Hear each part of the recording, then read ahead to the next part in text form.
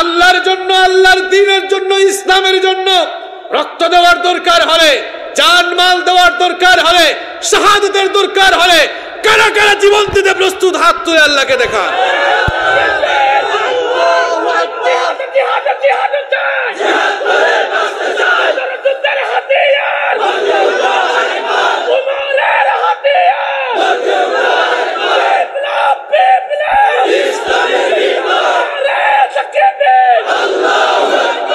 ঠিক স্লোগানে দিয়েছে, একেবারে সঠিক সময়ে সঠিক স্লোগান, যে বদর যুদ্ধের হাতিয়ার ওমরের হাতিয়ারটা আবার গর্জে ওঠার দরকার। কারণ আবু জেহেলের প্রেতাত্মাদেরকে সাইজ করার জন্য এই যুগে শত শত ওমরের দরকার। যৌবনকাল মানুষের জীবনের সবচাইতে গুরুত্বপূর্ণ, আবার যৌবনকালই হচ্ছে আপনার জীবনের জন্য সবচাইতে ঝুঁকিপূর্ণ। যৌবনকাল গুরুত্বপূর্ণ কেন? রিজনটা কি? কারণ হচ্ছে এই যৌবনকালে শক্তি এবং সামর্থ্যকে কেউ যদি যথাযথভাবে কাজে লাগায়, তাহলে সে উন্নত কেরিয়ার, চারিত্রিক সমৃদ্ধি এবং তার জীবনের কাঙ্ক্ষিত সফলতা লাভ করতে সে সক্ষম হবে। আর যৌবনকালীন শক্তি সামর্থ্য কেউ যদি অযথাই হরহামেশা নষ্ট করে ফেলে, যৌবনকালে কেউ যদি সঠিক পথের দিশা হারিয়ে দিকভ্রান্ত কিংবা পথভ্রষ্ট হয়ে যায়, তাহলে সেই লোকটা দুনিয়া এবং আখেরাত উভয় জায়গায় সে ধ্বংসের অতল গহ্বরে নিপতিত হয়ে যাবে। এই জন্য যৌবনকাল একদিকে যেমন গুরুত্বপূর্ণ, আবার যথাযথ কদর না করলে যৌবনকাল হচ্ছে আপনার জন্য ঝুঁকিপূর্ণ। যুবকরা হচ্ছে একটি সমাজ, একটি রাষ্ট্র কিংবা একটি সভ্যতার মেরুদণ্ড। যুবকরা হচ্ছে একটি জাতি কিংবা একটি সভ্যতার প্রাণশক্তি। যুবকরা সৃষ্টিশীল, যুবকরা ধ্বংসশীল। যুবকরা যদি চায় তাদের যৌবনের শক্তি, সামর্থ্য আর উন্মাদনাকে কাজে লাগিয়ে একটি জাতি বা সভ্যতার উত্থান ঘটাতে পারে। আবার যুবকরা যদি দিকভ্রান্ত বা পথভ্রষ্ট হয়ে যায়, কোন সমাজ, কোন রাষ্ট্র কিংবা কোন জাতির যুবকরা যদি দিকভ্রান্ত বা পথভ্রষ্ট হয়ে যায়, তাহলে ওই জাতির পতন অনিবার্য হয়ে দাঁড়ায়। পৃথিবীর ইতিহাস যদি আপনি পর্যালোচনা করেন, এই পৃথিবীতে যতগুলো বিপ্লব সফলতার মুখ দেখেছে, প্রত্যেকটি বিপ্লবের পেছনে যুবকদের কন্ট্রিবিউশন সবচেয়ে বেশি ছিল। সেই চীন বিপ্লব, ফরাসি বিপ্লব থেকে শুরু করে ভারতীয় উপমহাদেশের স্বাধীনতা আন্দোলন, 52 ভাষা আন্দোলন, 69 গণ অভ্যুত্থান, 71 স্বাধীনতা সংগ্রাম, 71 পরবর্তী যতগুলো সংগ্রাম হয়েছে, প্রত্যেকটি সংগ্রাম সফলতার মুখ দেখেছে। আর তার পেছনে যারা সবচেয়ে বেশি কুরবানি করেছে তারা আর কেউ নয়, তারা হচ্ছে যুবক আর তরুণরা। স্বয়ং রাসূল করিম সাল্লাল্লাহু আলাইহি ওয়াসাল্লাম এক ঝাঁক নিবেদিত প্রাণ তরুণ আর যুবকদেরকে নিয়ে বদর, উহুদ, খায়বার, খন্দক থেকে নিয়ে শুরু করে একেবারে মক্কা বিজয় পর্যন্ত ইসলামের বিজয় সুনিশ্চিত করেছিলেন। আর এর পেছনে যারা সবচেয়ে বেশি অবদান রেখেছিল, সবচাইতে বেশি ত্যাগ আর কুরবানির নজরানা পেশ করেছিল, তারা আর কেউ নয়, তারা হচ্ছে মুসলিম উম্মার যুবক আর তরুণরা। প্রিয় ভাইয়েরা, ইসলাম যুবকদেরকে আলাদাভাবে মূল্যায়ন করেছে। ইসলাম মানুষের জীবনের যৌবনকালীন সময়টাকে অত্যন্ত গুরুত্ব দিয়ে দেখেছে, কারণ আপনার জীবনের এই যৌবনকালটা সবচাইতে দামি সময়। এই জন্য স্বয়ং রাসূল করিম সাল্লাল্লাহু আলাইহি ওয়াসাল্লাম যুবকদেরকে অত্যন্ত পছন্দ করতেন, যুবকদেরকে তিনি খুব ভালোবাসতেন। বিশ্বনবী সাল্লাল্লাহু আলাইহি ওয়াসাল্লাম একবার এক সমাবেশের মধ্যে বক্তৃতা করছেন। একজন যুবক সাহাবী জারীর রাদিয়াল্লাহু আনহু সমাবেশস্থলে জায়গা না পেয়ে পেছনে দাঁড়িয়ে রইলেন। বিশ্বনবী সাল্লাল্লাহু আলাইহি ওয়াসাল্লাম যখন এই দৃশ্য অবলোকন করলেন, সঙ্গে সঙ্গে তার গায়ের চাদর মোবারক খুলে জারীরের দিকে ছুঁড়ে মারলেন। আর তিনি বলতে লাগলেন, ওগো জারীর, জায়গা পাও নাই তো কি হয়েছে? আমি নবী আমার চাদরটা খুলে তোমাকে দিয়ে দিলাম, আমার চাদরটা বিছিয়ে তুমি বসে যাও। বিশ্বনবীর জবান থেকে এই কথা শুনে জারীর রাদিয়াল্লাহু আনহু কান্না শুরু করে দিলেন। বিশ্বনবীর চাদরে বসা তো দূরের কথা, বিশ্বনবীর চাদর মোবারককে বুকের সাথে জড়িয়ে ধরে চুমু খেতে লাগলেন। আর তিনি চিৎকার করে বলতে লাগলেন, ওগো আল্লাহর নবী, কি করে আপনার চাদরে আমি জারির বসতে পারি? আল্লাহর পরেই হচ্ছে আপনার মর্যাদা, আপনি হচ্ছেন রাহমাতাল লিল আলামিন, আপনি হলেন বিশ্ব নবী, আপনার চাদরে বসার মতো কোনো যোগ্যতা আকাশের নিচে জমিনের উপরে কেউ রাখে না, কি করে আপনার চাদরে আমি বসতে পারি? চিৎকার করে ফুপিয়ে ফুপিয়ে কেঁদে তিনি বলতে লাগলেন, আকরামাকাল্লাহ আকরামাকাল্লাহ কামা আকরামতানি ইয়া রাসূলুল্লাহ, পড়েন সাল্লাল্লাহু আলাইহি ওয়াসাল্লাম। তিনি বললেন, ওগো আল্লাহর রাসূল, আজ এই ভরা মজলিসে এতগুলো মানুষের সামনে আমি ক্ষুদ্র জারিরকে আপনি যেভাবে সম্মানিত করলেন, আমি আপনার জন্য দোয়া করছি আল্লাহ যেন আপনার সম্মান আর মর্যাদা আরো বেশি বাড়িয়ে দেন। স্বয়ং রাসূল করিম সাল্লাল্লাহু আলাইহি ওয়াসাল্লাম যুবকদেরকে মহব্বত করতেন, ভালোবাসতেন, কারণ এই যুবকরা ইসলামের প্রাণ। যেহেতু মানুষের জীবনে যৌবনকালীন সময়টা অত্যন্ত দামি দৌলত, যৌবনকালীন সময়টা সবচাইতে গুরুত্বপূর্ণ সময়, এই জন্য কিয়ামতের দিন আল্লাহর আদালতে যখন আমরা সবাই দাঁড়াবো, তখন আল্লাহর আদালতে যৌবনকালীন সময় আপনি কিভাবে কাটিয়েছেন সেই জবাবদিহি করতে হবে কার কাছে? কিয়ামতের দিন আল্লাহর সামনে আমরা সবাই দাঁড়াবো। এ ব্যাপারে কি কোনো সন্দেহ আছে নাকি? কোনো সন্দেহ নাই। কিয়ামতের দিন আল্লাহর আদালতে যখন আমরা সবাই দাঁড়াবো, আল্লাহর আদালতে যখন আমাদের সকলকে একত্রিত করা হবে, 5টি প্রশ্নের জবাব না দিয়ে আল্লাহর কোন বান্দা কিয়ামতের দিন এক কদম নড়ার সুযোগ পাবে না, পা নাড়ানোর সুযোগ থাকবে না। প্রশ্নগুলোর জবাব দেওয়ার পর তারপরে কদম নাড়ানোর সুযোগ মানুষ পাবে। তিরমিজি শরীফের বর্ণনায় হাদিস এসেছে, আন ইবনে মাসউদ قال قال النبي صلى الله عليه وسلم لا تزول قدم ابن آدم من عند ربه حتى يسأل عن 50। আব্দুল্লাহ ইবনে মাসউদ রাদিয়াল্লাহু আনহু হাদিসটি বর্ণনা করেছেন।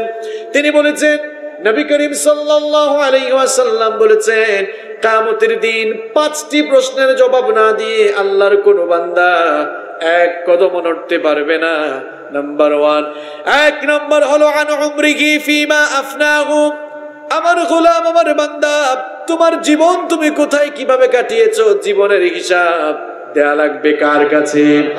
নাম্বার 2, 2 নম্বর প্রশ্ন করা হবে ওয়ান শাবাবিহি ফিমা আবলাহু, তোমাকে যে যৌবন দেয়া হয়েছিল, যৌবনের শক্তি সামর্থ্য কোথায় কিভাবে ব্যয় করেছো, যৌবনের প্রত্যেকটি মুহূর্তের হিসাব কিয়ামতের দিন দিতে হবে কার কাছে? নাম্বার 3 নম্বর প্রশ্ন করা হবে ওয়ামালুহু মিন আইনা কাসাবাহু, এত ধন দৌলত ছিল, ধন দৌলত কোথা থেকে কিভাবে উপার্জন করেছো, হিসাব দিতে হবে কার কাছে?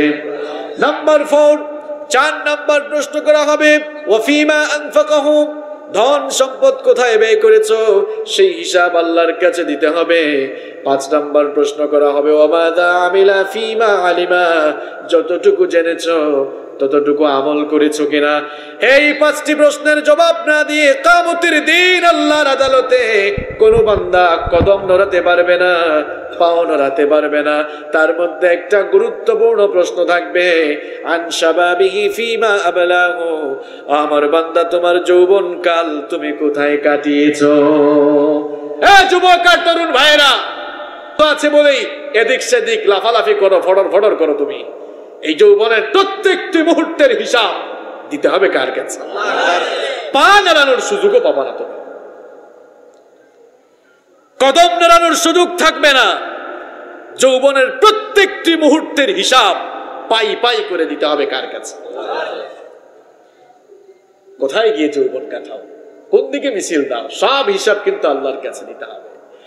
যেহেতু যৌবনকালীন সময়ের প্রত্যেকটি মুহূর্তের হিসাব আল্লাহর কাছে দিতে হবে, এই জন্যই আমার নবী বলছেন, যৌবন ফুরিয়ে যাওয়ার আগে, যৌবন চলে যাওয়ার আগে তোমার যৌবনকালের কদর করো, যৌবনকালের মূল্যায়ন করো।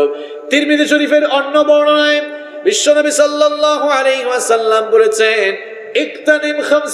ইকতানিম খামসান ক্বাবলা খামসিন, পাঁচটি জিনিস আসার আগে পাঁচটি জিনিসকে গনিমত মনে করো, পাঁচটি জিনিস আসার আগে পাঁচটি জিনিসকে কাজে লাগাও, মূল্যায়ন করো। নাম্বার 1, হায়াতাকা ক্বাবলা মাউতিক, মৃত্যু আসার আগে জীবনকে কাজে লাগাও, কারণ জীবন চলে গেলে আর আফসোস করে লাভ হবে না। কি বলেন? কিছু মানুষ মরার পরে আফসোস করে বলবে, ইয়া লাইতানি কদ্দামতু লিহায়াতি, হায় আফসোস আমি যদি আমার জীবন আবার ফিরে পেতাম। জাহান্নামীরা আফসোস করে এরকম বলতে থাকবে, কদ্দামতু লিহায়াতি, ইয়া লাইতানি কদ্দামতু লিহায়াতি, আমি যদি আমার জীবনটা আবার ফিরে পেতাম। কিন্তু জীবনটা কি আর ফিরে পাওয়া যাবে নাকি? এই জন্য আমার নবী বললেন, মৃত্যুর আগে জীবনটাকে কাজে লাগাও। 2 নম্বর, ওয়াসিহাতাকা ক্বাবলা সুকুমিক, অসুস্থ হওয়ার আগে সুস্থ থাকাকালীন সময়টার কদর করো। সুস্থতা যে কত বড় নিয়ামত, সেটা অসুস্থ না হলে কখনো টের পাওয়া যায় না। পৃথিবীতে সবচাইতে সুখী মানুষকে আমি যদি এই প্রশ্ন আপনাদেরকে করি, হয়তো অনেকেই বলবেন, হুজুর যার কাছে অনেক টাকা পয়সা আছে, গাড়ি বাড়ি, টাকা পয়সা, ইন্ডাস্ট্রি, যার কাছে অঢেল দৌলত আছে, সেই লোকটাই মনে হয় সবচাইতে বেশি সুখী, তাই না? একজন লোকের অনেক টাকা আছে, গাড়ি বাড়ি ইন্ডাস্ট্রি সবকিছু আছে, কিন্তু লোকটা অসুস্থ, বলেন তার কপালে সুখ আর আছে? একজন রিক্সাওয়ালা সারাদিন রিক্সা চালায়, রিক্সা চালানোর পর সন্ধ্যাবেলা বাড়ি ফিরে আসে, সুস্থ মানুষ, রাতের বেলা খেতেও পারে, একদম নাক ডাকে ঘুমাইতেও পারে। অনেক পয়সাওয়ালা মানুষ আছে, তার রাতের বেলা ঘুম আসে না, এরকম আছে না নাই? ঘুম নাই রাতে, এটাকে আপনি সুখ বলবেন? রিক্সাওয়ালা যা ইনকাম করে ও থেকেই সে খাচ্ছে, কোনোভাবে খাচ্ছে, জীবন চালাচ্ছে, লোকটা সুস্থ আছে। কোটিপতি একজন অসুস্থ মানুষের চাইতে সুস্থ একজন রিক্সাওয়ালাই পৃথিবীতে সবচাইতে বেশি সুখী। আর সুস্থতা এটি আল্লাহর দেওয়া নেয়ামত। টাকা পয়সা, গাড়ি বাড়ি, ইন্ডাস্ট্রি, ক্ষমতা, আধিপত্য কোনো কিছু দিয়ে সুস্থতা কেনা যায়? সুস্থতা এবং সুখ এটি কার দেয়া নেয়ামত? যেহেতু সুস্থতা আল্লাহর দেয়া নেয়ামত, এই জন্য রাসূল করিম সাল্লাল্লাহু আলাইহি ওয়াসাল্লাম বললেন, সুস্থতার নেয়ামত আল্লাহর কাছ থেকে চেয়ে নাও। বিশ্বনবী সাল্লাল্লাহু আলাইহি ওয়াসাল্লাম বললেন, সাল্লাল্লাহুল আফওয়া ওয়াল আফিয়া, তোমরা আল্লাহর কাছে সুস্থতার নিয়ামত চেয়ে নাও। ফাইন্না আহাদান লাম ইউতা বাদাল ইয়াকিনি খায়রাম মিনাল আফিয়া, কারণ পৃথিবীতে ঈমানের পরে সুস্থতার মতো উত্তম কোন নিয়ামত আর মানুষকে দেয়া হয় না।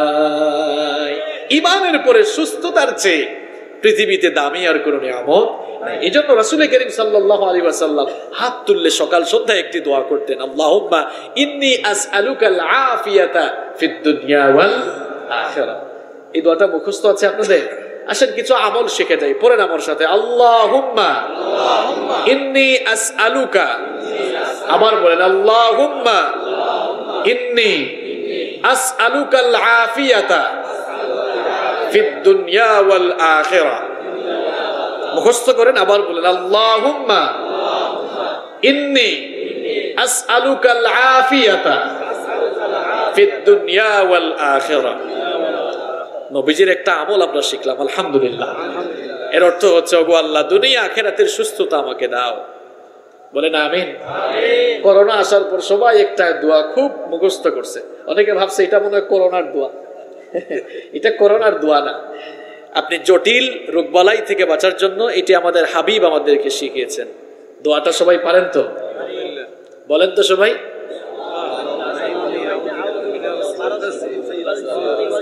মাশাআল্লাহ মাশাআল্লাহ, এটা মুখস্থ হয়েছে। তাহলে এর আগের দোয়া যেটা আপনাদেরকে শিখাইলাম এটাও মুখস্থ করতে হবে।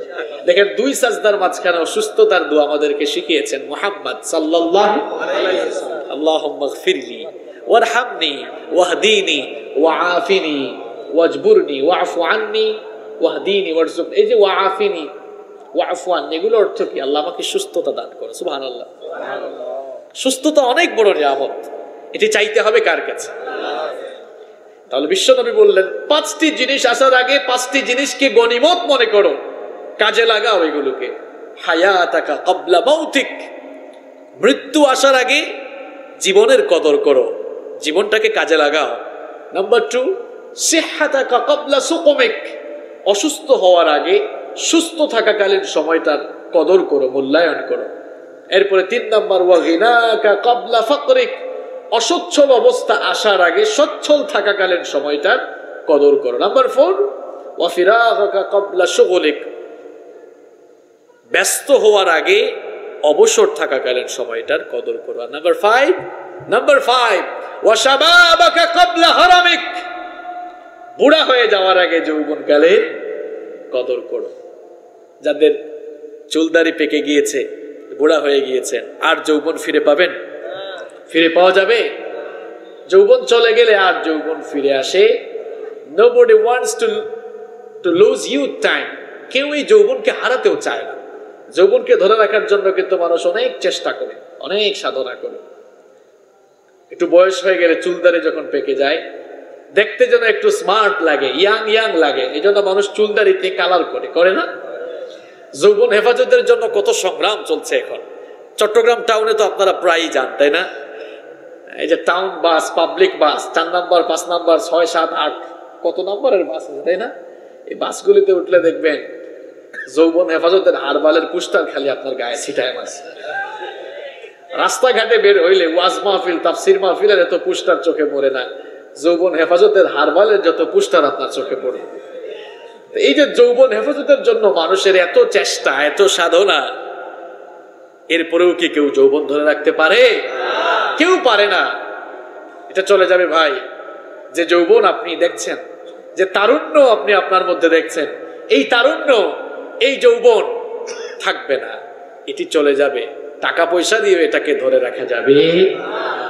আমার রাসূল বলছেন, এই যৌবন চলে যাওয়ার আগে তুমি যৌবনকে কদর করো, কাজে লাগাও। কেন? Why? What's the reason? কারণ এই যৌবনের প্রত্যেকটি মুহূর্তের হিসাব দিতে হবে কার কাছে? আল্লাহর কাছে। প্রশ্ন হচ্ছে যে হুজুর, আপনি যে বলছেন যে যৌবনকালের কদর করার জন্য, তো যৌবনকালের কদর আমরা কিভাবে করব? মূল্যায়ন বা কাজে লাগাবো কিভাবে? How to spend your youth time? আপনি আপনার যৌবনকালের সময়কে কিভাবে কাটাবেন, কিভাবে কদর করবেন? আপনি আপনার যৌবনকালকে কিভাবে কাজে লাগাবেন শোনেন। যৌবন যিনি দিয়েছেন, জবান খুলে আন্তরিকতার সাথে শরীরের সকল শক্তি গলার মাঝ বরাবর এনে সবাই বলেন, যৌবন দিয়েছেন কে? যৌবন যিনি দিয়েছেন সেই যৌবনদাতা মহান আল্লাহর জন্য আপনার যৌবনের শক্তি সামর্থ্যকে ওয়াকফ করে দিতে হবে। যৌবন বয়সে যৌবনের শক্তি আর সামর্থ্য দিয়ে সবগুলো বিধান মানতে হবে কার? 5 ওয়াক্ত যখন আযান হয়ে যাবে, মুয়াজ্জিন যখন আযানের ঘোষণা দিয়ে নামাজে আসার জন্য আহ্বান জানাবে, মসজিদের দিকে দৌড়ানোর দরকার আছে না নাই? কিছু যুবক আর তরুণ বলে, হুজুর আমাগত বয়স হয় নাই, আছে না নাই? আপনাদের পটিয়া এমন যুবক আছে, কয় হুজুর আমার তো বয়স হয় নাই। কেন বয়স হয় নাই? কয় হুজুর দেখেন না, আমার চুলদাড়ি পাকে নাই, হাতে লাঠিও নেই নাই। আমার চুলদাড়ি পাকুক, হাতে লাঠি নেই, আমি বুড়া হই, এরপরে আমি নামাজে যাব। প্রিয় যুবক আর তরুণ ভাইয়েরা,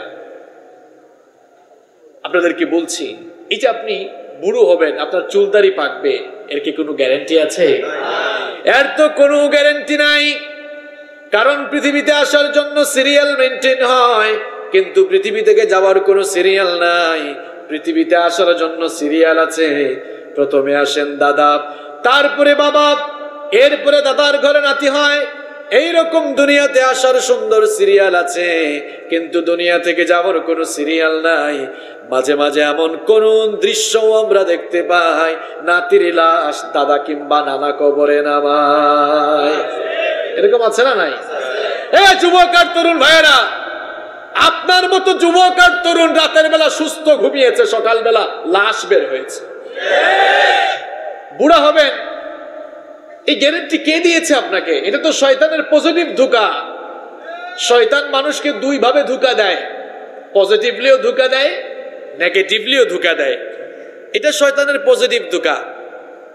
শয়তান বলছে এখন নামাজে যাইস না, তোর যাওয়ার দরকার নাই, এখন কি তোর টাইম হইছে, আরে বেটা বুড়া হও, এরপরে নামাজে যাবি। শয়তান আপনাকে পজিটিভলি ধোঁকা দিচ্ছে। শয়তান যদি পজিটিভলি ধোঁকা দিয়ে আপনাকে মসজিদ থেকে বিরত রাখতে পারে, নামাজ থেকে বিরত রাখতে পারে, শয়তানের লাভ না লস? সবাই তো কথা কয় না, লাভ না লস? নামাজ পড়লে খুশি হন কে? আর নামাজে না গেলে খুশি হয় কে? আপনারাই জবাব দিলেন, নামাজে গেলে খুশি হন আল্লাহ, আর নামাজে না গেলে খুশি হয় শয়তান। এ যুবক আর তরুণ ভাইয়েরা, তোমার যৌবনের শক্তি, সামর্থ্য, উন্মাদনা, তারুণ্য আল্লাহ তাআলা দিয়েছেন। তুমি 5 ওয়াক্তের নামাজ ছেড়ে দিয়ে প্রত্যেকদিন কাকে খুশি করো? দেখছেন কি এনার্জেটিক জবাবও দেয় আমাকে। আমি এই প্রশ্ন আপনার বিবেকের কাছে রাখছি, যেই যৌবনের উন্মাদনা, তারুণ্য আল্লাহ তাআলা দিয়েছেন, এই তারুণ্য আর যৌবন তো আল্লাহর কাছে যাচ্ছে না, সব তো শয়তানের রাস্তায় ব্যয় হয়ে যাচ্ছে। এক পাও নাড়াতে পারবে না, এক কদম নাড়ানোর সুযোগ পাবে না যৌবনের হিসাব না দিয়ে। যৌবনের হিসাব যদি দিতে চাও, আযান হলে সব কাজ বন্ধ করে আগে মসজিদে দৌড়াও। মসজিদের কোনো খবরও নাই, কোনো খবরও নাই। কেন মসজিদে যাচ্ছেন না কেন? নামাজেও যায় না, কয় হুজুর নামাজ না পড়লে কি হবে, আমার ঈমান কিন্তু টাটকা আছে। কেমন শয়তান চিন্তা করছেন?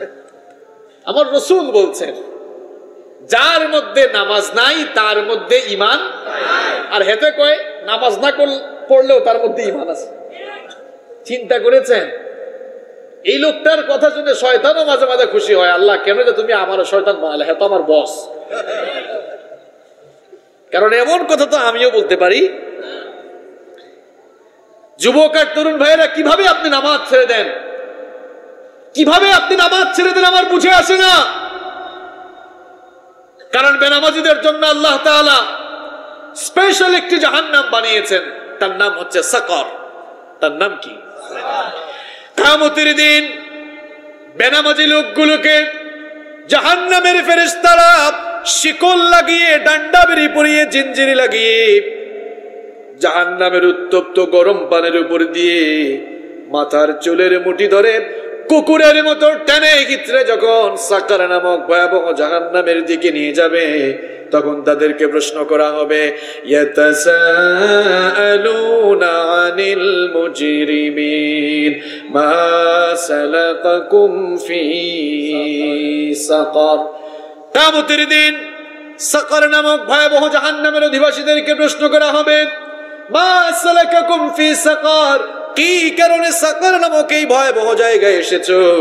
এই লোকগুলো তখন জবাব দিবে, অনেকগুলো কারণেই তো এসেছি, তার মধ্যে নাম্বার 1, 1 নম্বর কারণ হলো ক্বালু লাম নাকু মিনাল মুসাল্লিন, আমরা মুসল্লি ছিলাম না, আমরা নামাজি ছিলাম না। এই কথা বলার পরে ফেরেশতারা খুব আদর যত্ন শুরু করবে, তাই না? হ্যাঁ, মায়ের উপর কোনো ওষুধ আছে? কথা কন, কি করে নামাজ ছেড়ে দেন আপনি? কি জাহান্নামের আগুন খুব সাধারণ আগুন না? আপনার বাড়ির চুলার আগুনের মতো না এটা? আপনার বাড়িতে যে চুলার আগুন জ্বলে, এটা জাহান্নামের আগুনের 70 ভাগের। এখানে ফেলে দিয়ে আপনাকে টিকবেন, আপনি অক্ষত থাকবেন? এই নরমাল আগুনে ফেললেই আপনাকে পাওয়া যাবে না খুঁজে। আর এই আগুনের চাইতে আরো 69 ভাগ বেশি দহন শক্তি সম্পন্ন জাহান্নামের আগুন। এই আগুনে তো ভাই মাটির তৈরি শরীর নিয়ে আমি আপনি পুড়তে পারবো না।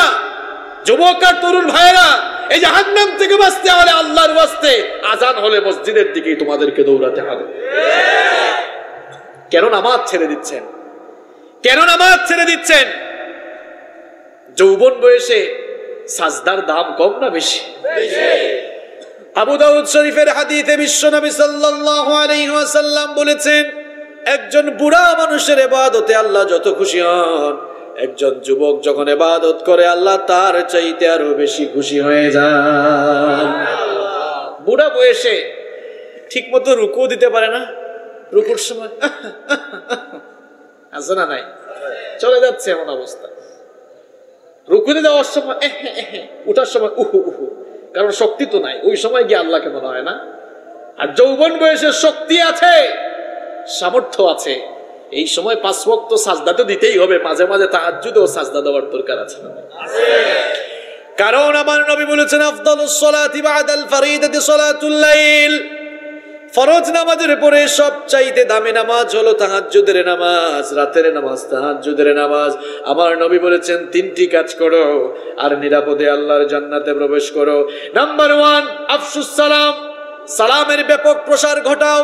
2 নম্বর হলো ওয়াতাইমুত তাআম, সামর্থ্য থাকলে মানুষকে খাওয়াও।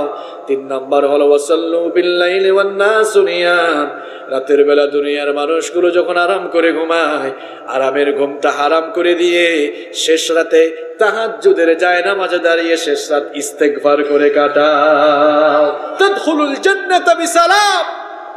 এই 3টি কাজ করো, নিরাপদে আল্লাহর বেহেশতে ঢুকে যেতে পারবে। সুবহানাল্লাহ। আমার যুবক আর তরুণ ভাইয়েরা, অনুরোধ করছি আপনাকে, অনুরোধ করছি, আল্লাহর ওয়াস্তে আর নামাজ ছেড়ে দিয়েন না, আর নামাজ ছেড়ে দিয়েন না। নামাজ ছাড়তে ছাড়তে, শয়তানকে খুশি করতে করতে নিজের জন্য আপনি জাহান্নামের রাস্তা তৈরি করে নিয়েছেন। এখনো সময় আছে, এই জাহান্নামের রাস্তা ত্যাগ করে ফিরে আসুন জান্নাতের রাস্তার দিকে। আর জান্নাতে যেতে হলে জান্নাতের চাবি সংগ্রহ করতে হবে। জান্নাতের চাবি হচ্ছে নামাজ। জান্নাতের চাবি কি? মসজিদগুলোতে ঢুকলে দেখা যায় সামনের 2-3 কাতার শুধু বুড়া মানুষ, যুবকগুলো নাই। এই দৃশ্য কেন ভাই? পটিয়ার যুবক আর তরুণ ভাইরা, আজকের এই মাহফিলে আপনাদেরকে সিদ্ধান্ত নিতে হবে। আপনাদের এলাকার প্রত্যেকটি মসজিদের চিত্র আপনারা পাল্টে দিবেন। প্রত্যেকটি মসজিদের সামনের কাতারগুলো আপনারাই দখল করবেন। বুড়া বাবারা কি রাগ করেছেন যে হুজুর কি বললো, আমরা কি আর সামনে বসতে পারবো না? বাবা রাগ করে লাভ নাই, যাদেরকে বলছি নামাজের কথা তারা আপনারই ছেলে, আপনারই ভাতিজা। এরা যদি সামনের কাতারে আসে, আপনি মরার আগে যদি এই দৃশ্য দেখতে পারেন যে আপনার ছেলে, আপনার ছেলেরা সামনের কাতারে নামাজ আদায় করছে, এর চেয়ে জান্নাতি ফিলিংস অন্তরে আর কোনোদিন আপনি অনুভব করতে পারবেন না।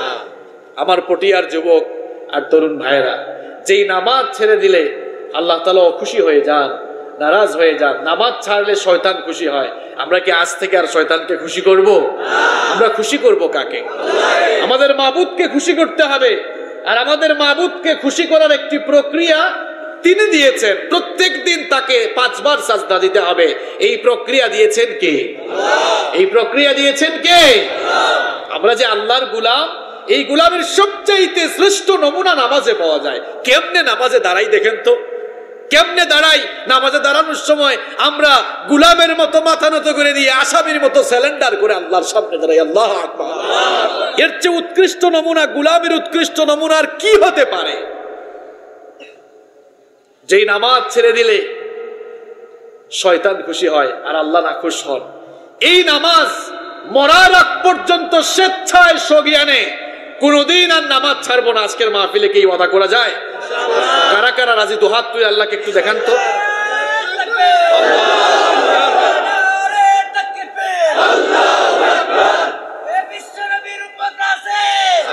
হাতগুলো নামান। আল্লাহ আপনাদের হাতগুলোকে কবুল করুন। খালি গরম গরম ওয়াজ শুনে লাভ নাই, কিছু আমলের ওয়াজ শোনার দরকার আছে না নাই? এলাকায় সালাত কমিটি করবেন, আপনারা সালাত কমিটি করবেন। ফজরের আজান যখন হবে, যুবক ভাইরা একটা কমিটি বানাও যে আমরা 5-6 জন, আমরা 8-10 জন এলাকায় সালাত সালাত বলে ডাক শুরু করবো। আজান হয়েছে, নামাজে আসো। আপনার বাড়িতে আপনি আগে উঠে প্রত্যেকটা দরজায় আপনি গিয়ে নক দিবেন, উঠো সালাত সালাত সালাত। এরকম সালাত সালাত আওয়াজে গোটা এলাকাকে ধ্বনিত করে দিতে হবে। আল্লাহ তৌফিক দিন। আমি নোয়াখালীতে গত বছর মাহফিলে গেলাম, এক চেয়ারম্যান সাহেবের কীর্তি শুনে রীতিমতো অবাক হয়ে গেলাম। বাংলাদেশে এমন চেয়ারম্যানও আছে, আমার জানা ছিল না। এলাকার যুবকরা বলল যে আমাদের চেয়ারম্যান সাহেব প্রত্যেক দিন 1 ঘন্টা আগে, ফজরের 1 ঘন্টা আগে উঠে গিয়ে যতটুকু সময় পান না, মানে জামাতের আগ পর্যন্ত ততটুকু সময় তিনি শুধু ডাকাডাকি করেন। এরাই তো চেয়ারম্যান। এরকম মেম্বার চেয়ারম্যান যদি সব এলাকায় থাকতো, বলেন এই দেশে বেনামাজি থাকতো? আর তো এই দায়িত্ব শুধু চেয়ারম্যান আর মেম্বারদের না, আপনার বাড়িতে সবাইকে আপনি নামাজের কথা বলবেন। এই দায়িত্ব কার? এই দায়িত্ব কার? আপনার। এই দায়িত্ব কার? আপনার। সবাই করবেন তো ইনশাআল্লাহ? আচ্ছা, কোন জায়গায় ছিলাম মনে আছে তো? যৌবনকাল কিভাবে কাজে লাগাবেন। যৌবন যিনি দিয়েছেন সেই যৌবনদাতা মহান রবের হুকুম আহকাম মেনে যৌবনকালীন সময়টাকে আল্লাহর দ্বীনের প্রতি পরিচালিত করতে হবে। 5 ওয়াক্ত সালাতের আজান হয়ে গেলে নামাজের দিকে দৌড়াতে হবে। যৌবন যিনি দিয়েছেন, যৌবনদাতা মহান রবকে সন্তুষ্ট করার জন্য যৌবনকালীন প্রত্যেকটি সময় তার রাস্তায় কাটাতে হবে। যৌবনের শক্তি সামর্থ্য দিয়ে মা বাবার খেদমত করতে হবে। তারুণ্য আর যৌবন চলে আসলে, শরীরের শক্তি চলে আসলে মা বাপকে চিনো না, কেমনে দুনিয়াতে পয়দা হয়েছো সেটা তো ভুলে গিয়েছো। এই মা বাবার কারণে দুনিয়াতে এসেছো। মা আর বাবার ঋণ কোনোদিনও শোধ করা যাবে না। এ যুবক আর তরুণ ভাইয়েরা, সামান্য শুধুমাত্র বাপ মাকে খাওয়াই তুমি ঋণ পরিশোধ করতে পারবা না। শরীরের চামড়া দিয়ে যদি স্যান্ডেলও বানায়া দাও, এক ফোঁটা দুধের হক জীবনে আদায় করতে পারবা না। কোন পীরের কাছে যাও তুমি? কোথায় দৌড়াও তুমি? তোমার জন্য তোমার মা তোমার বাপ সবচেয়ে বড় পীর। তোমার ঘরের ভিতরে জান্নাত, তুমি কোথায় তুমি দৌড়াও? পাগল, মস্ত বড় পাগল তুমি। আমার নবী বলেছেন, তোমার মায়ের পায়ের তলায় তোমার বেহেশত। মা বাপকে খুশি করো। মায়ের পায়ের তলায় জান্নাত থুইয়া তুমি কোন দিকে গিয়ে জান্নাত তালাশ করো? হ্যাঁ, তোমার মাথা কি ঠিক আছে নাকি? মা বাপকে খুশি করো।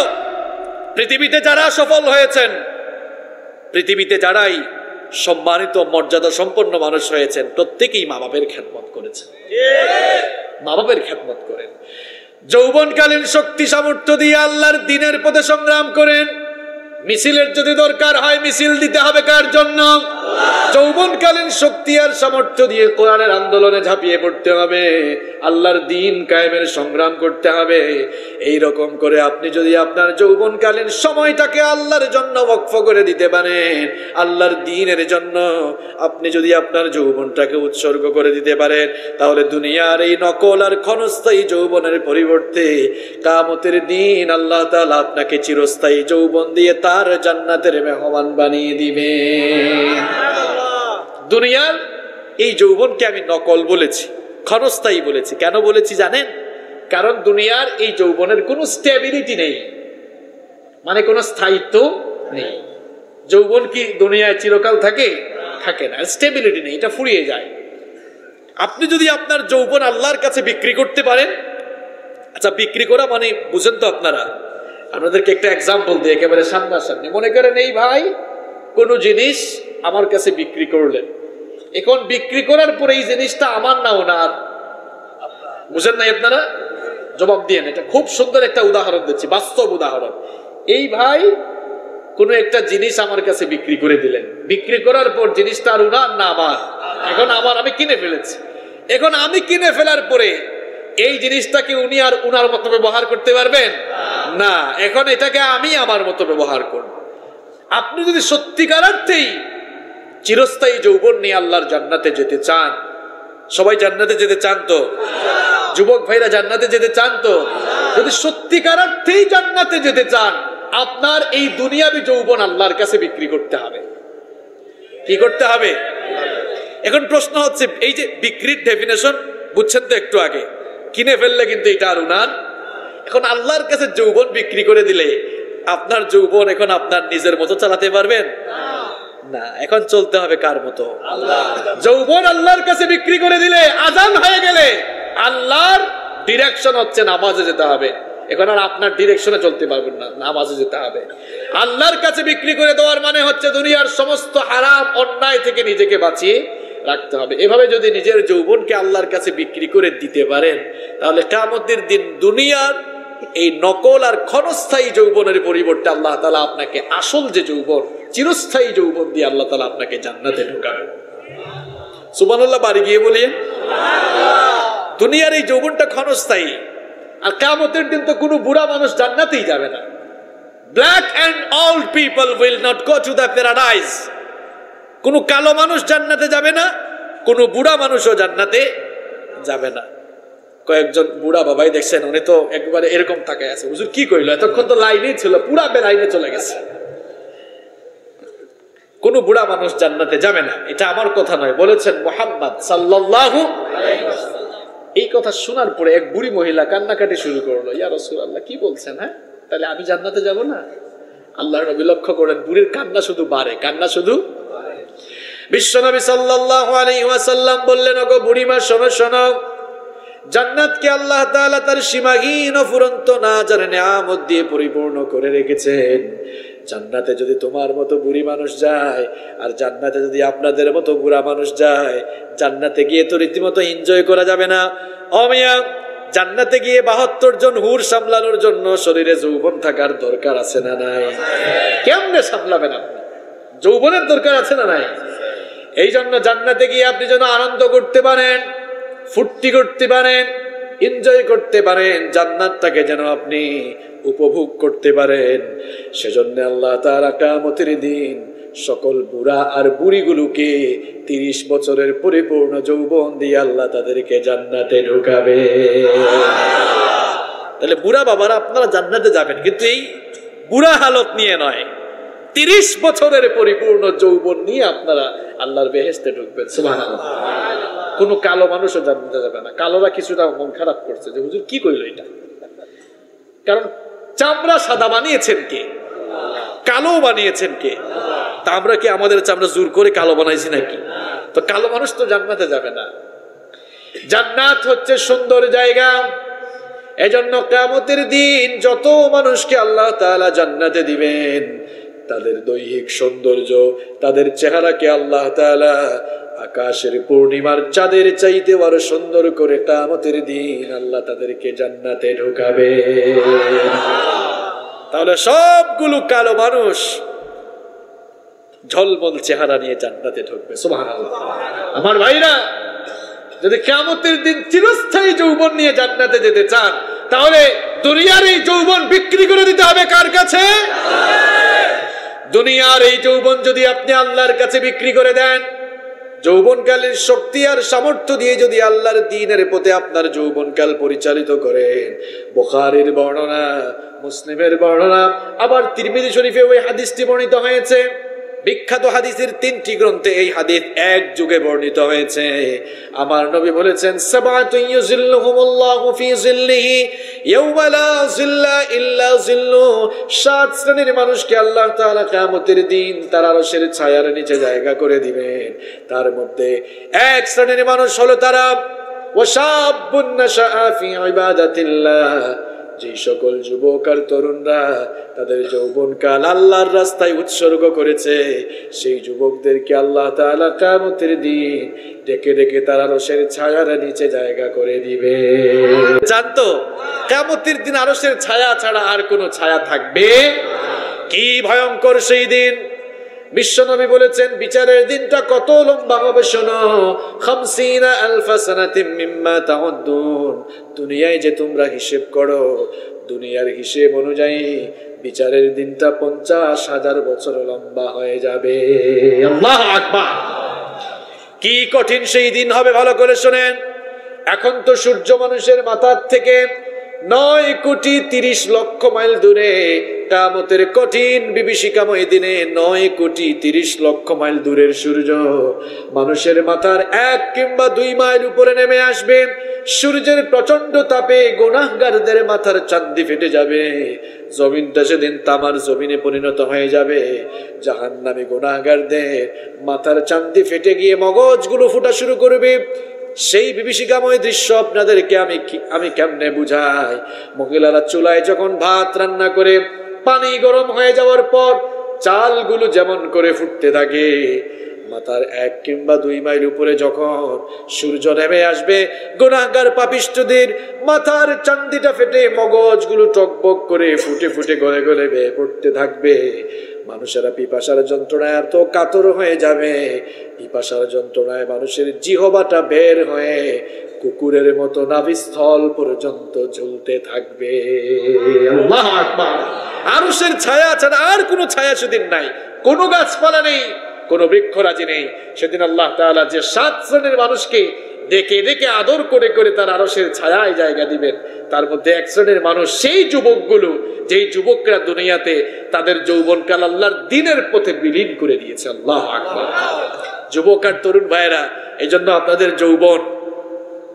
আপনাদের যৌবনকালীন এই বয়সটা রং তামাশা না করে যৌবনকাল কাটাতে হবে কার রাস্তায়? কয় খাও দাও ফুর্তি করো, আগামীকাল বাঁচবা কিনা। এটা কার স্লোগান? এটা শয়তানের স্লোগান। এটা কার স্লোগান? প্রিয় ভাইয়েরা, কেউ থাকবো না দুনিয়াতে, বুড়া হবে এমন কথাও বলা যাবে না। শুধু বাড়ি বাড়ি করছেন। আপনাকে বললাম আপনার বাড়ি কোথায়? কয় হুজুর ওই যে এটা আমার বাড়ি। আপনার বাবাকেও মানুষ বলতো বাড়ি কোথায়? বলে এটা আমার বাড়ি, মানুষকে বলেছে এটা আমার বাড়ি, এই বাড়িতে থাকতে পেরেছে? কবরে চলে গিয়েছে। আপনাকে বলছি আপনার বাড়ি কোথায়, আপনিও বলেন এটা আমার বাড়ি। এটা আপনার বাড়ি নয়, কবর আপনার বাড়ি। সেই কবরের জন্য প্রস্তুতি গ্রহণ করতে হবে, মৃত্যুর জন্য প্রস্তুতি গ্রহণ করতে হবে। আমার যুবক আর তরুণ ভাইরা, কে কখন চলে যাব জানি না। তথ্য প্রযুক্তি এখন অনেক সমৃদ্ধ। আপনি বাংলাদেশে থেকে গোটা দুনিয়ার খবর কয়েক সেকেন্ডে নেওয়ার সুযোগ আছে না নাই? কথা কোন আছে না নাই? তো ঘরে বসে কয়েক সেকেন্ডে গোটা দুনিয়ার খবর আপনি নিয়ে নিতে পারলেও আমাদের কার জন্য কাফনের কাপড় দোকানে রেডি কেউ জানি? আমরা কেউ জানি? কেন আপনার ভেতরে ফিলিংস আসে না? কেন এই অনুভূতি কাজ করে না যে এটা আমার আসল ঠিকানা নয়? শয়তান কোন ধোঁকায় আপনাকে ফেলে রেখেছে? কেন এই ফিলিংস আসে না? কেন হৃদয়ে এই অনুভূতি জাগ্রত হয় না? কোন ধোঁকায় পড়ে আছেন আপনি? মসজিদ থেকে কেন দূরে সরে আছেন আপনি? কেন কোরআন থেকে দূরে সরে আছেন? মুয়াজ্জিন যে ডাকছে শুনেন না? হাইয়া আলাস সালাহ, নামাজের জন্য আসো। হাইয়া আলাল ফালাহ, কল্যাণের জন্য আসো। আপনি তো নামাজের পথে, নামাজের পথটাই কল্যাণের পথ, নামাজের পথটাই কল্যাণে। আপনি তো কল্যাণের পথ ফালাইয়া থুইয়া অন্যদিকে দৌড় মারতেছেন। আহা আহা, কোথায় সময় কাটাচ্ছেন আপনি? এখনো কোন ধোঁকায় পড়ে আছেন? নিজের বিবেককে জাগ্রত করেন, হৃদয়ের অনুভূতিকে একটু জাগ্রত করেন, বিবেককে নাড়া দেন। প্রিয় যুবক আর তরুণ ভাইয়েরা, ফিরে আসেন, ফিরে আসেন, শয়তানের রাস্তা ত্যাগ করেন। আজান হয়ে গেলে মসজিদে আমরা দৌড় দিব ইনশাআল্লাহ। যাবেন তো সবাই? নামাজ ছেড়ে দিবেন আর? যৌবনটাকে আল্লাহর কাছে বিক্রি করে দেন, আপনি আল্লাহর হয়ে যান, আল্লাহ আপনার। আপনি তো আল্লাহর হতে পারছেন না, আপনি আল্লাহর হয়ে যান। আল্লাহ তো শিখাচ্ছেন যে তুমি বলো ইন্না সালাতি ওয়া নুসুকি ওয়া মাহইয়ায়া ওয়া মামাতি লিল্লাহি রাব্বিল আলামিন। ঈমানদার তো সে যে তার জীবন মৃত্যু, তার নামাজ কুরবানি সবকিছু আল্লাহর কাছে উৎসর্গ করে দিবে, সেই তো ঈমানদার। নিজের বিবেককে প্রশ্ন করুন, আপনি কি সেই ধরনের ঈমানদার হতে পেরেছেন? আপনি কি নিজেকে আল্লাহর কাছে সঁপে দিতে পেরেছেন? নিজেকে আল্লাহর কাছে সঁপে দিতে হবে, তবেই আপনি পূর্ণাঙ্গ মুমিন হতে পারবেন। আমরা পূর্ণাঙ্গ মুমিন হতে চাই কি চাই না? পূর্ণাঙ্গ মুমিন হতে চাই কি চাই না? আহারে, আজকে যুব সমাজ নষ্ট হয়ে যাচ্ছে। যুবকদেরকে আজকে মিসগাইড করা হচ্ছে, মিসইউজ করা হচ্ছে। যুবক আর তরুণ ভাইয়েরা, এই যৌবনের বয়সে আপনাদের হাতে বই, খাতা, কলম, আল্লাহর কোরআন, রাসূলের হাদিস শোভা পায়, কিন্তু কিছু কিছু বেঈমানরা শুধুমাত্র তাদের স্বার্থ আর তাদের ক্ষমতার জন্য তোমাদেরকে লাঠির মতো ব্যবহার করে তোমাদের হাতে বই, খাতা, কলম, আল্লাহর কোরআন আর রাসূলের হাদিসের বিপরীতে তাদের ক্ষমতা আর স্বার্থ সিদ্ধির জন্য তোমাদের হাতে পিস্তল আর বোমা তুলে দিয়েছে। ছাত্ররা কেমন বাজে বাজে স্লোগান দেয়, কেমন বাজে বাজে স্লোগান দেয়। একবার দেখলাম স্লোগান দেয়, জালো রে জালো, আগুন জ্বালো। বললাম কই আগুন জ্বালবা? কয় হুজুর আমি জানি না। তো বললাম কে জানে? কয় সামনে থেকে কয়, তো এই জন্য আমি। এমন ফালতু স্লোগান দেওয়ার জন্য তোমাকে কে বলেছে? অমুকের চামড়া তুলে নিব। এই যুবক, এই বয়স তোমার চামড়া তোলার বয়স নয়। তোমার এই বয়স হচ্ছে আল্লাহর রাস্তায় নিজেকে বিলীন করে দেওয়ার বয়স। স্লোগান দেয় অমুক ভাইয়ের চরিত্র ফুলের মতো পবিত্র।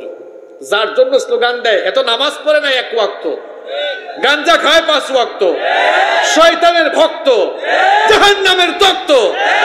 তুমি কোন বেঈমানের জন্য স্লোগান দাও? কোন ইবলিসের সঙ্গে তোমার বসবাস? কোন ইবলিসের সাথে তুমি বাস করো? ফিরে আসো। কোথায় যাও তুমি? আল্লাহর কোরআনের কাছে আসো। তবে হ্যাঁ, সেই সব নেতাদের সাথে যাও যারা তোমাকে নেতার জন্য স্লোগান না দিয়ে আল্লাহর জন্য স্লোগান দেওয়ার কথা বলে। তুমি তাদের সাথে যাও যারা তোমাকে নামাজের কথা বলে, যারা তোমাকে পেলেই জিজ্ঞেস করে আজকে কোরআন পড়েছ তো, হাদিস পড়েছো তো, ইসলামী সাহিত্য পড়েছো তো, মা বাবার খেদমত করে তো, এইরকম নেতাদের সাথে চলে যাও, আল্লাহর জান্নাত অপেক্ষা করছে। কোন বেঈমানের সাথে তুমি যাও? খুব আফসোস লাগে যখন পত্রিকা খুললে দেখি যে বিশ্ববিদ্যালয়ের ছাত্রের হাতে বন্দুক আছে না নাই? এই বয়সে তো বন্দুক হাতে থাকার কথা নয়। আফসোস লাগে বিশ্ববিদ্যালয়ের ছেলে তার হলকে গাজার আস্তানা বানিয়েছে। এই বয়স তো গাঁজা খাওয়ার বয়স নয়, এই বয়স তো গাঁজা খাওয়ার বয়স নয়, ইয়াবা বাবা গাঁজা ফেন্সিডিল খাওয়ার বয়স নয়। এই বয়সটা তো আল্লাহর দ্বীনের পথে 5 ওয়াক্ত নামাজে, জায়নামাজে, তাহাজ্জুদের জায়নামাজে দাঁড়িয়ে চোখের পানি ছেড়ে ছেড়ে সময় কাটানোর বয়স, ঠিক কিনা? আজকে যুবকগুলোকে নষ্ট করে ফেলা হচ্ছে। যুবক আর তরুণ ভাইরা ভালো করে শুনেন, যেই সকল নেতাগুলো তাদের ক্ষমতা আর স্বার্থের জন্য তোমাদের হাতে বই, খাতা, কলম, কোরআন হাদিসের বিপরীতে বোমা, ইয়াবা, গাঁজা, ফেন্সিডিল, পিস্তল এগুলো তুলে দেয়, এরা তোমাদের নেতা নয়, এরা তোমাদের নেতা নয়, এরা তোমাদের আর মানবতার দুশমন। এদের মুখে লাথি দাও, এদের মুখে লাথি দিয়ে ফিরে আসো আল্লাহর কোরআনের কাছে। আল্লাহর কোরআন তোমাকে হাত ছাড়ি দিয়ে ডাকছে। আল্লাহর কোরআনের সুশীতল ছায়া তলে আসলে আল্লাহর জান্নাত তোমার জন্য অপেক্ষা করছে। প্রিয় ভাইয়েরা,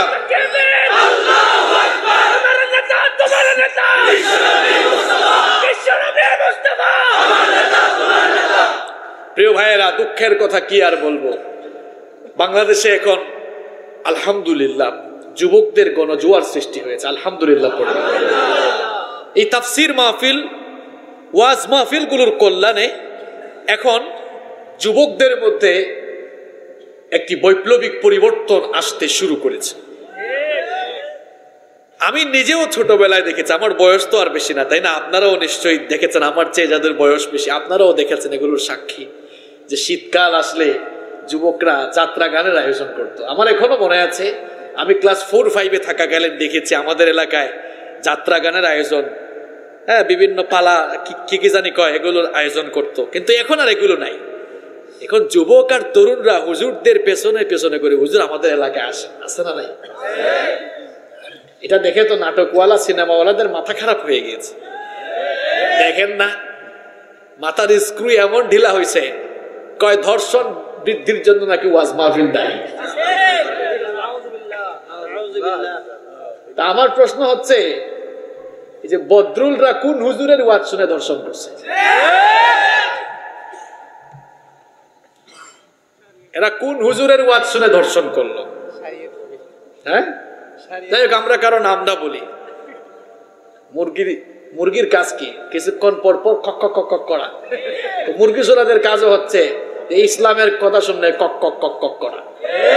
তো ইসলাম ভালো লাগে না তো? কেমনে ভালো লাগবে? কারণ তাদের পুকুরের সব জিয়ানু মাছ ইসলামের পুকুরে চলে যাচ্ছে। কি ভালো লাগার কথা? এটা তো ভালো লাগার কথা নয়। এজন্য মুখ দিয়ে যা আসে তাই বলে। দেখেন না, কোরআনের মাহফিল গুলো বন্ধ করে দিচ্ছে। আমি আঘাত করে কথা বলতে চাই না, যেহেতু মাহফিল রেকর্ডও হচ্ছে, মানুষ শুনবে। আমি আপনার বিবেকের কাছে কয়েকটা প্রশ্ন রাখতে চাই, প্রশাসনের ভাইদের কাছে, দায়িত্বশীল ব্যক্তিবর্গের কাছে, সবার কাছে আমি একটি প্রশ্ন রাখতে চাই। আপনি তো মুসলমানের সন্তান, কোরআনের মাহফিলে কিভাবে আপনি বাধা দেন? কোরআনের কথা প্রচার করবেন উলামাগণ। আরে উলামাগণ কারা? ইন্নাল উলামা ওয়ারাসাতুল আম্বিয়া, তারা নবীগণের ওয়ারিস, নবীগণের প্রতিনিধিত্বকারী। যারা এই জমিনে নবীদের প্রতিনিধিত্ব করছেন, সেই সকল উলামা আর সাধারণ মানুষ কি সমান? কি তোমার বাসার আশেপাশার যে পাশের বাসার যে আব্দুল করিম, আব্দুল সত্তারের মতো নাকি একজন আলেম? হাবিবুর রশিদ হুজুর, হারুনুর রশিদ হুজুর যে ওয়াজ করে গেলেন, কি মনে করেন আপনি একজন আলেমের মর্যাদা শুনেন? আবার নবী বলছেন, দুনিয়ার সমগ্র মানুষের উপরে আমি মুহাম্মদের যেমন শ্রেষ্ঠত্ব, তেমনি সাধারণ মানুষের উপরে আলেমদের শ্রেষ্ঠত্ব। কি হারুনুর রশিদকে কি মনে করেন আপনারা?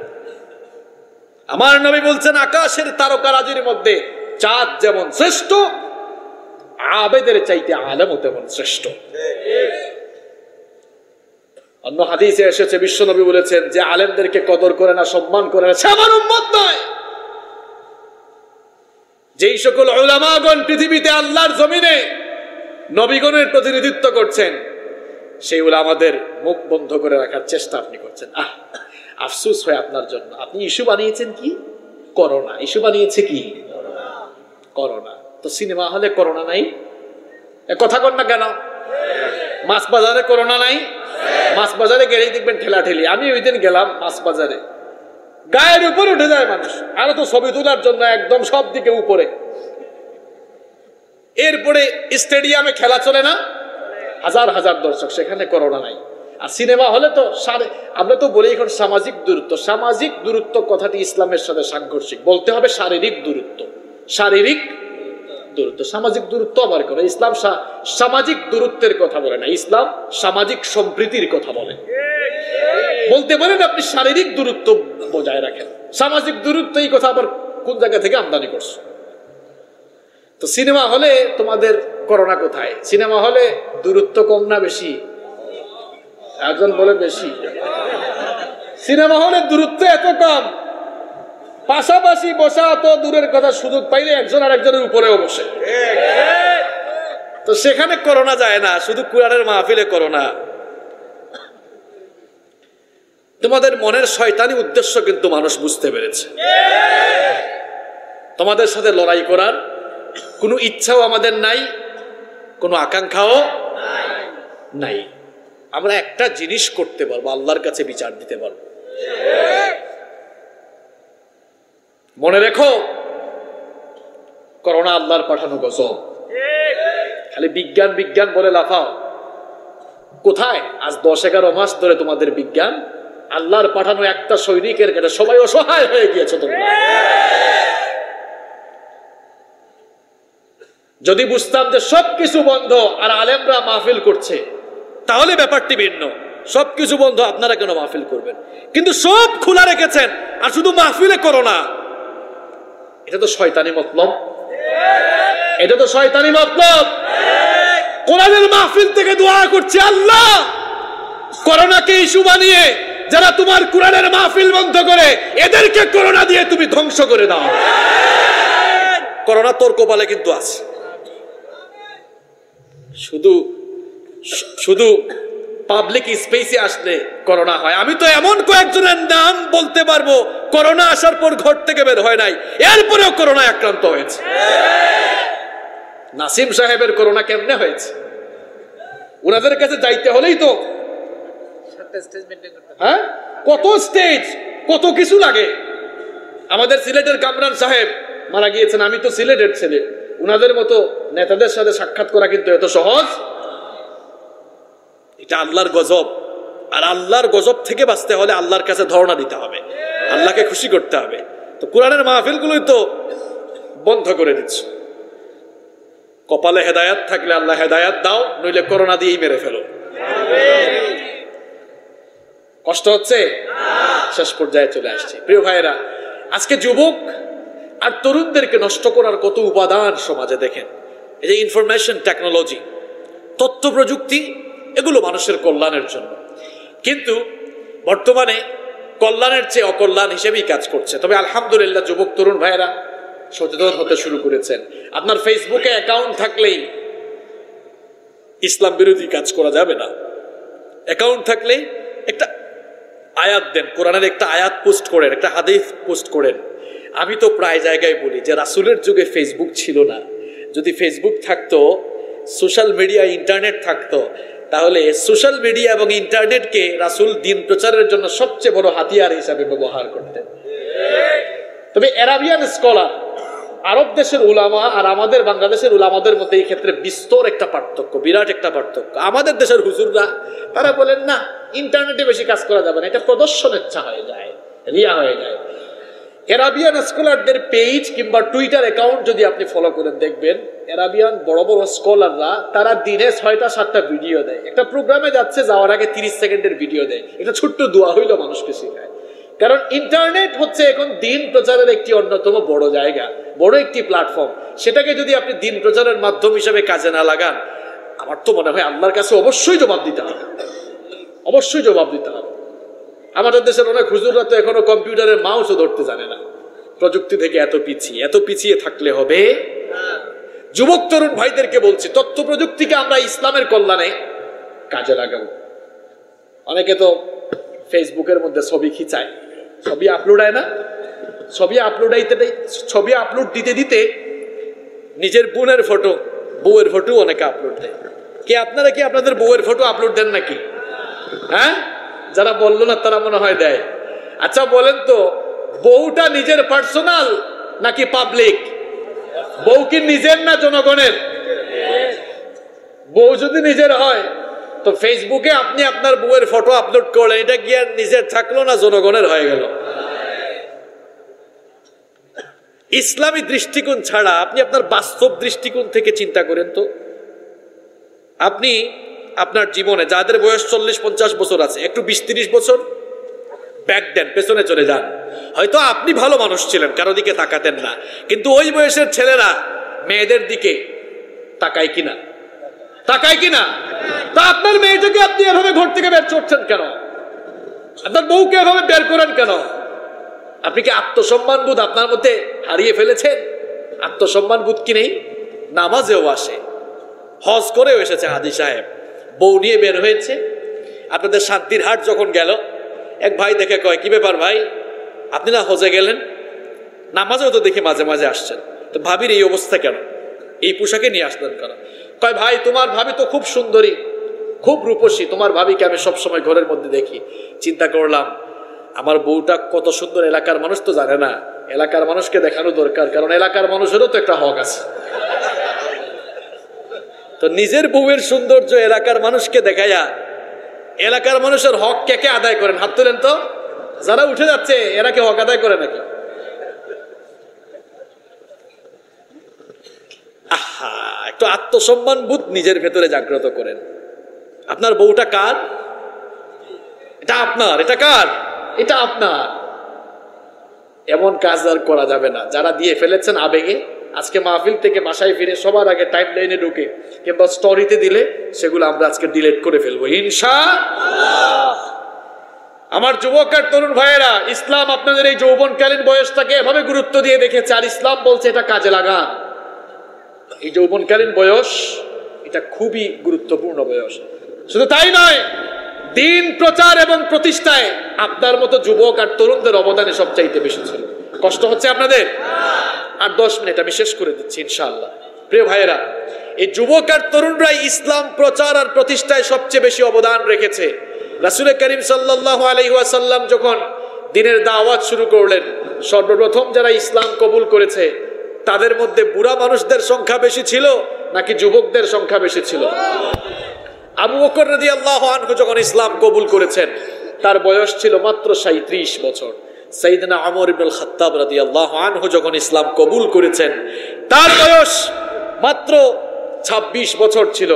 আবার শেরে খুদা আলী কাররামাল্লাহু ওয়াজহাহু তিনি যখন ইসলাম কবুল করেছেন বয়স মাত্র 8 বছর ছিল। আব্দুর রহমান বিন আউফ রাদিয়াল্লাহু আনহু যখন ইসলাম কবুল করেছেন বয়স মাত্র 20 বছর ছিল। এরকম প্রথম দিকে যারা ইসলাম কবুল করেছেন তাদের মধ্যে যুবক আর তরুণদের সংখ্যাই কিন্তু বেশি ছিল। ইসলামের জন্য যখন মার খাওয়ার দরকার হয়েছে তখন বেলালের মতো, খাব্বাবের মতো, ইয়াসিরের মতো যুবক আর তরুণরাই মার খেয়েছে, রক্ত দিয়েছে। আবার এই যুবকদের মাধ্যমে ইসলাম শক্তিশালী হয়েছে, যুবকদের মাধ্যমে ইসলাম দুর্বল থেকে সবল হয়েছে।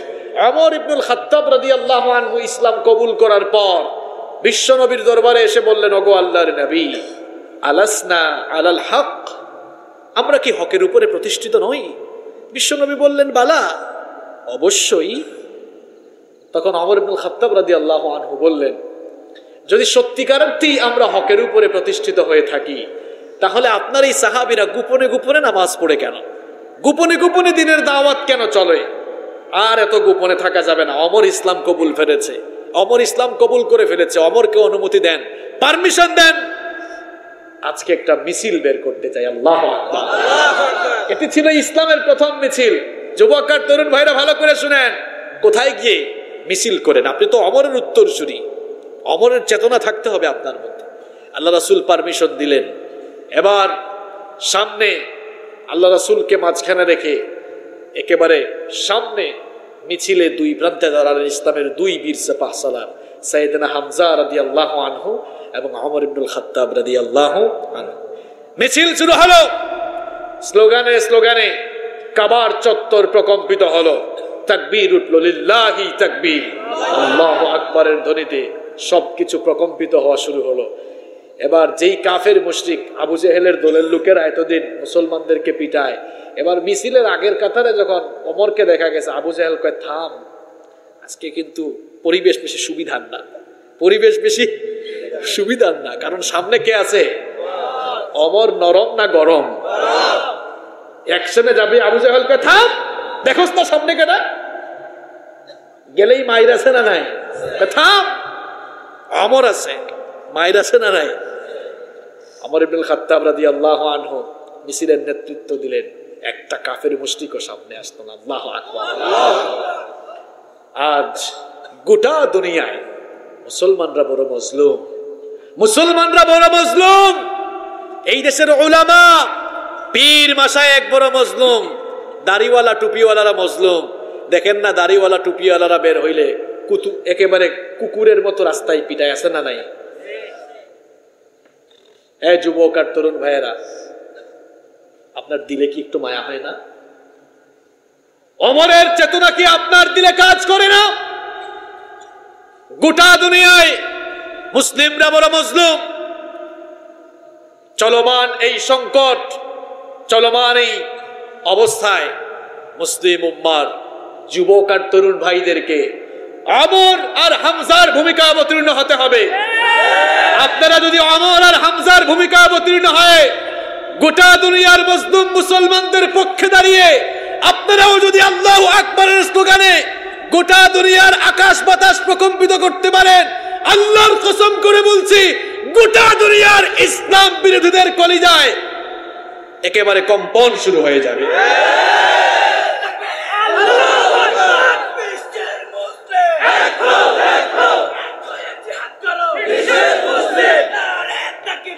প্রিয় ভাইয়েরা, সর্বশেষ একটি ঘটনা শুনে আলোচনা শেষ করতে চাই। ঘটনাটা শুনবেন তো? সর্বশেষ একটি ঘটনা শুনিয়ে আলোচনা শেষ করব। ঘটনা কোনো কিস্সা কাহিনী থেকে না, সরাসরি মুসলিম শরীফ থেকে শোনাবো ইনশাআল্লাহ। আপনার মতো যুবক আর তরুণরা ইসলামের জন্য কি করেছে দেখেন, শুধু মিছিল করে নাই, আল্লাহর দ্বীন কায়েমের জন্য যখন জীবন দেওয়ার দরকার হয়েছে একেবারে সামনে দাঁড়িয়ে গিয়েছে। বদরের যুদ্ধ যখন, বদরের ময়দানে বিশ্বনবী সাহাবীদেরকে নিয়ে উপস্থিত হলেন। বিশ্বনবী চিন্তায় পড়ে গেলেন, কারণ এই বদরের যুদ্ধ ছিল ইসলামের প্রথম যুদ্ধ, খুব কঠিন যুদ্ধ। যুদ্ধটা কঠিন ছিল কেন? মুসলমানদের সংখ্যা ছিল 313 আর কাফেরদের সংখ্যা 1000, তাই না? এই কারণে কঠিন না, কঠিন অন্য কারণে। কারণ সংখ্যায় কম থাকলে, ঐক্যবদ্ধ থাকলে কিন্তু সংখ্যাগরিষ্ঠকেও হারিয়ে দেওয়া যায়। কঠিন ছিল ভিন্ন কারণে। সিচুয়েশনটা এমন ছিল, ছেলে ইসলাম কবুল করেছে কিন্তু বাপ এখনো ইসলাম কবুল করে নাই। তাহলে বাপ আর ছেলে জিহাদের ময়দানে মুখামুখি একদম।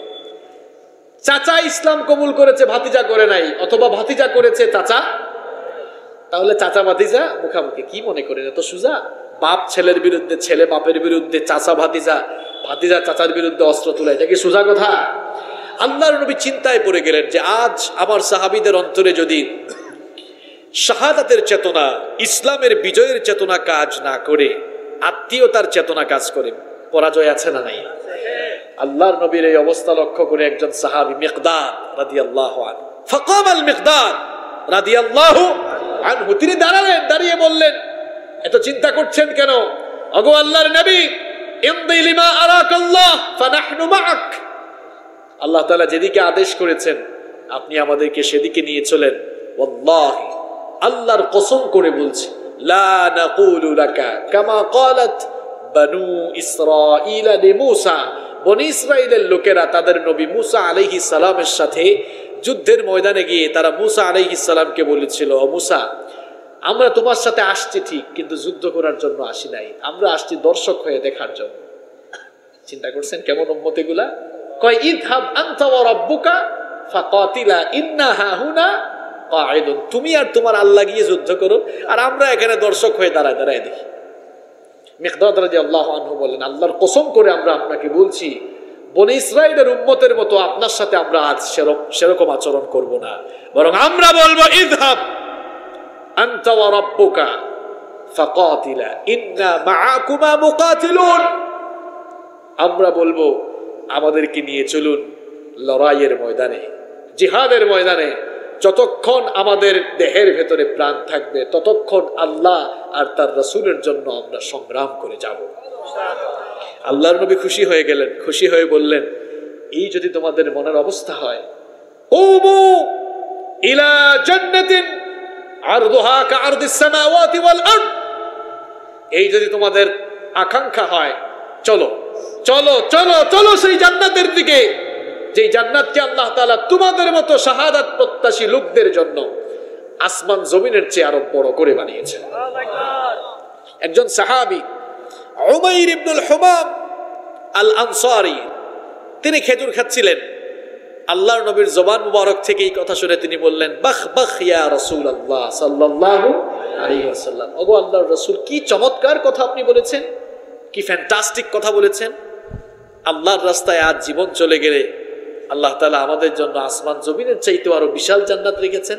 বিশ্বনবী বললেন, বালা, অবশ্যই। ওই সাহাবী বললেন, লা ইন আনা হুয়িতু আন আকুলা তামারাতি হাদিহি ইন্নাহা লাহায়াতুন তাওয়িলা, আপনার জবান থেকে এই কথা শোনার পরও যদি আমি খেজুর খেয়ে সময় নষ্ট করতে থাকি, তাহলে তো জান্নাতে যেতে আমার লেট হয়ে যাবে।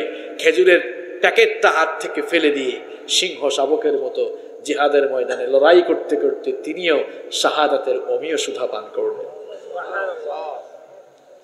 বদরের শহীদদের লাশগুলো যখন একত্রিত করা হলো, সাহাবায়ে কেরাম উমাইরের লাশ দেখিয়ে বললেন, ওগো আল্লাহর নবী, চিনেন তো একে?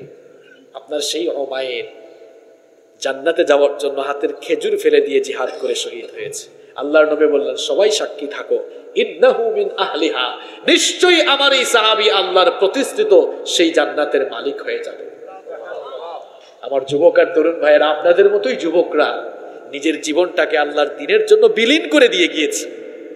হয়তো সময় আসতে পারে আল্লাহর দ্বীনের জন্য রক্ত দেওয়া লাগতে পারে, কুরবানি করা লাগতে পারে, এমনকি বুলেটের সামনে গিয়ে নিজের জীবনটাকে হাসি মুখে কুরবানি করে দেওয়া লাগতে পারে। তখন কি মুনাফিকের মতো ঘরে বসে থাকবেন?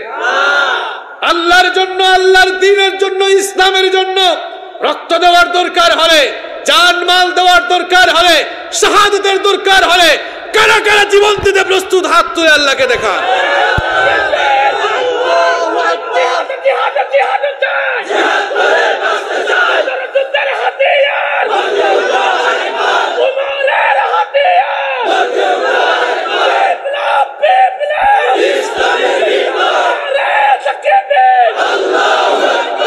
ঠিক স্লোগানে দিয়েছে, একেবারে সঠিক সময়ে সঠিক স্লোগান, যে বদর যুদ্ধের হাতিয়ার, ওমরের হাতিয়ারটা আবার গর্জে ওঠার দরকার।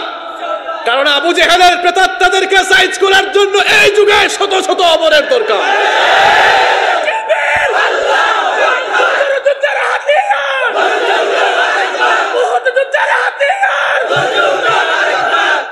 আর কষ্ট দিতে চাই না, অনেক রাত হয়ে গিয়েছে। আল্লাহ তাআলা আমার কলিজার টুকরা প্রিয় এই যুবক ভাইদেরকে তুমি কবুল করে নাও। আলোর পথে 24 24 ঘন্টা শুধু ইসলাম প্রচার।